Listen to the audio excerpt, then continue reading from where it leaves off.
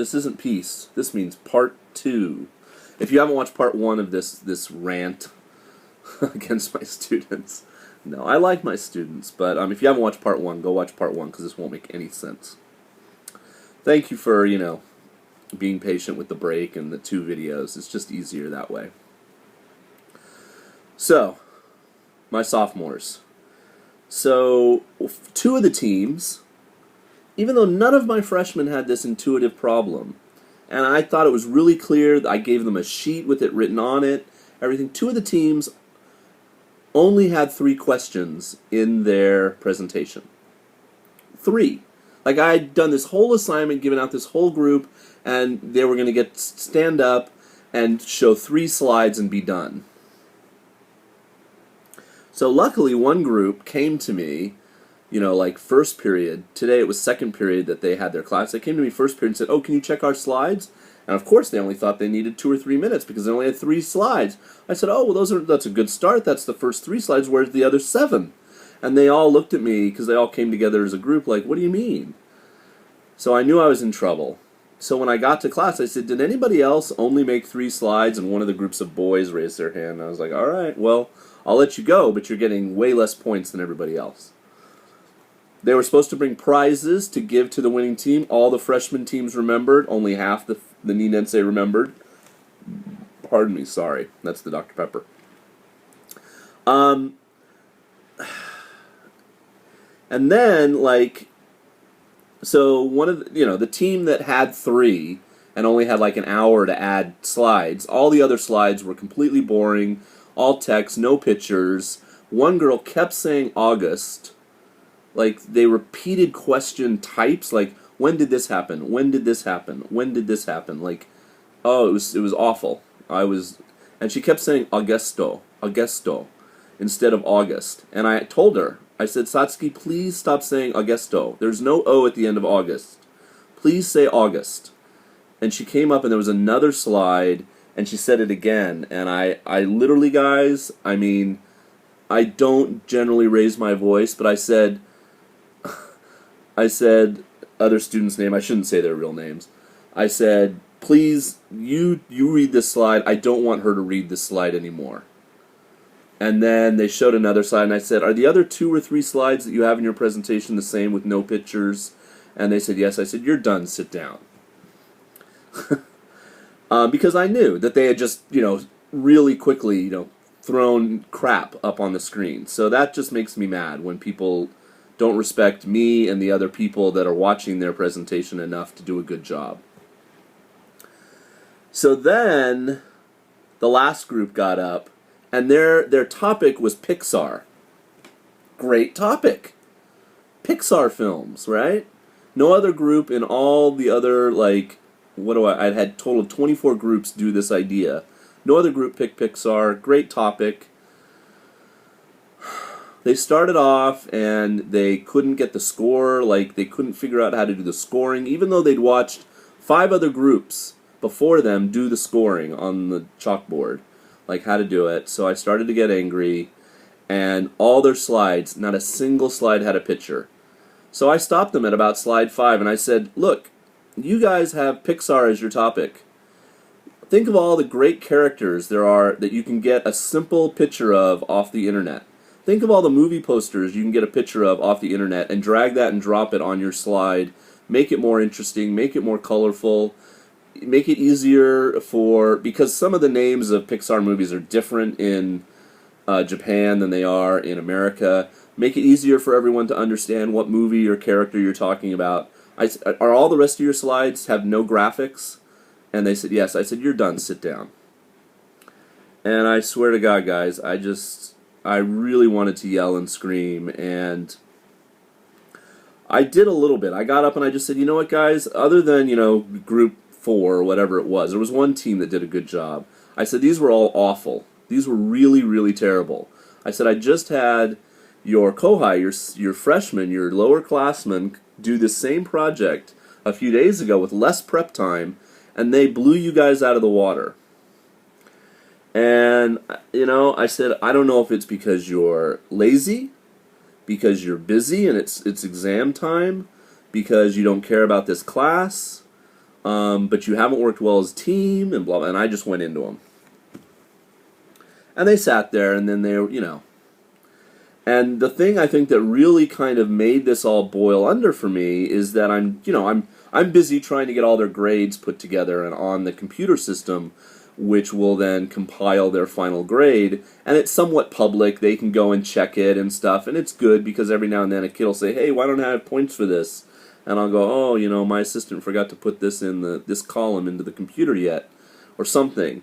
So it's good to have that kind of check and balance. But basically, it takes me a while sometimes to read. If they all write an online assignment, I have to read 50 of them. I might not get the points up there right away.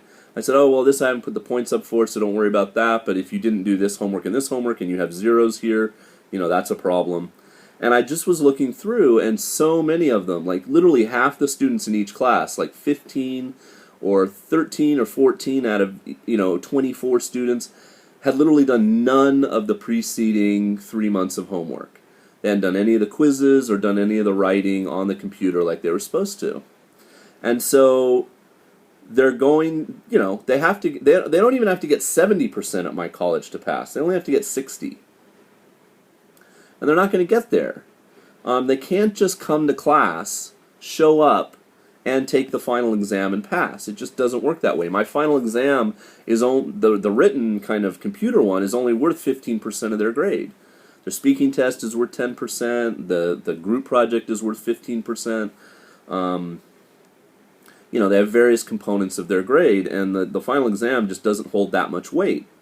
And so I was like, I said, look, before I came to class, I was doing a lot of grades, and I was putting some numbers in, and a lot of you aren't going to get to that 60%. You're going to get fuka. Fuka means fail, the grade that you get when you don't get up to the passing point, which is ka. Ka is 60% to 70%. And I said, it's your job as students, not mine, trying to, dissuade them from this coddling thing I was talking about in the first video. I said, it's your job as students to know your status, to come to me if you have a question, to ask me if you're concerned about your grade, to not wait until, 2 days before the final exam to realize that you're not going to pass and then worry about it. And it bugs me because this happens, especially with my sophomores, every year. And it happens to other teachers too. I don't think it's because I'm a bad teacher. I think it's just the mentality of the Japanese student. And it's not fair, first of all. And this is the part that gets me angry. It's not fair to all the other students who were diligent and did a good job and did the homework on time to have this other student come in the final week of the semester and get to make up, 4 quizzes and 3 writing assignments in 2 days and do all the homework in, a day and a half.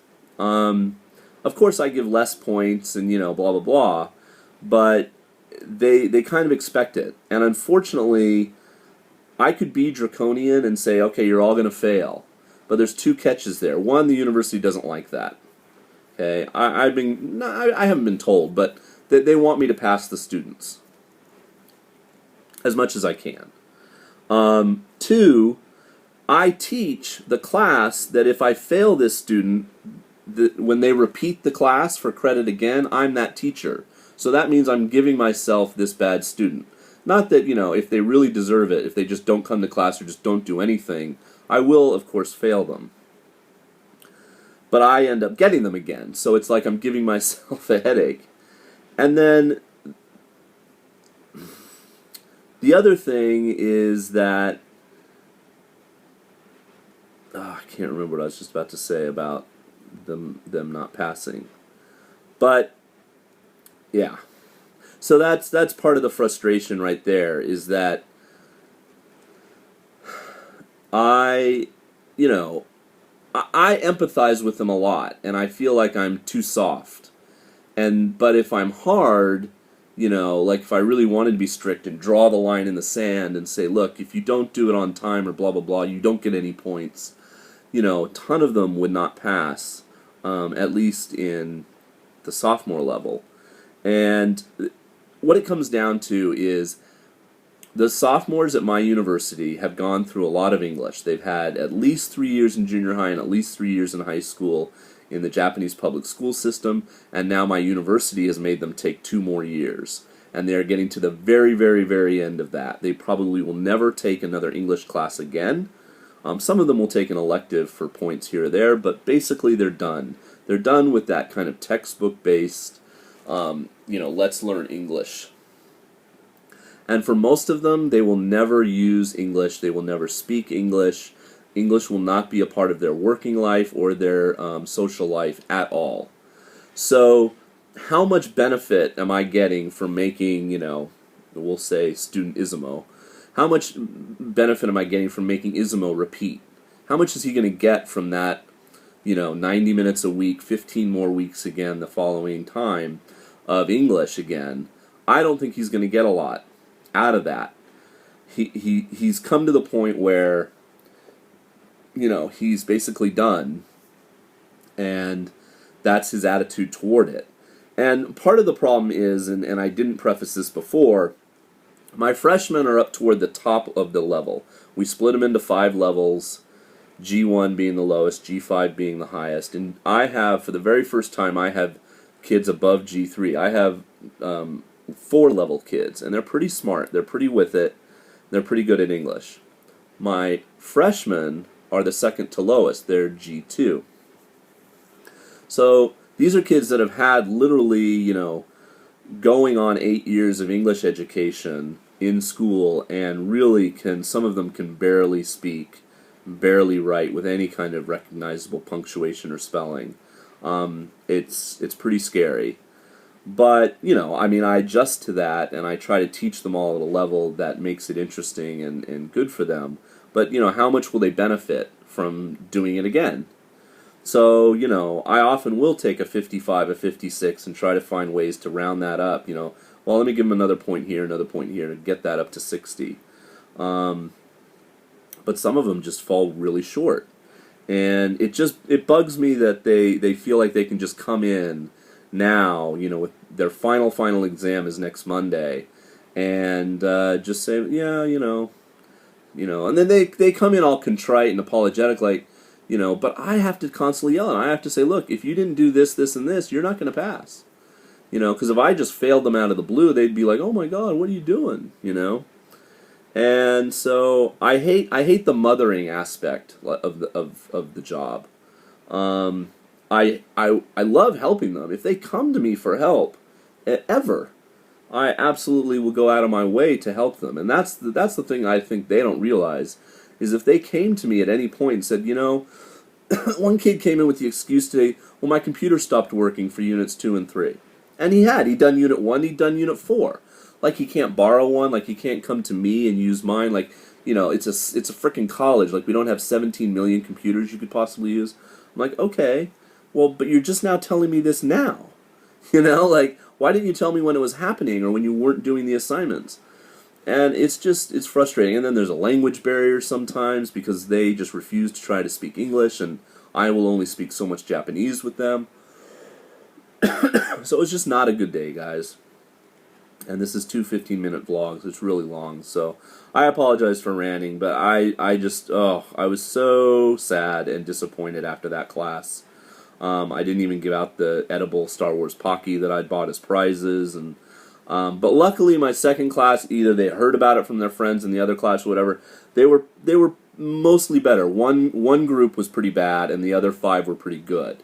So it was way better turnaround than from the first class. And they have to come and take the final exam, and the thing is, it's only first semester. I see them all. I will see them all again in October when I teach them all for second semester. So I don't want to alienate them, and I don't want to make them scared of me, etc. So that's why you don't give it to them with both barrels. But I felt like it. I tell you, I felt like it today. So that's my day. I'm gonna go to bed soon. Try to get some rest.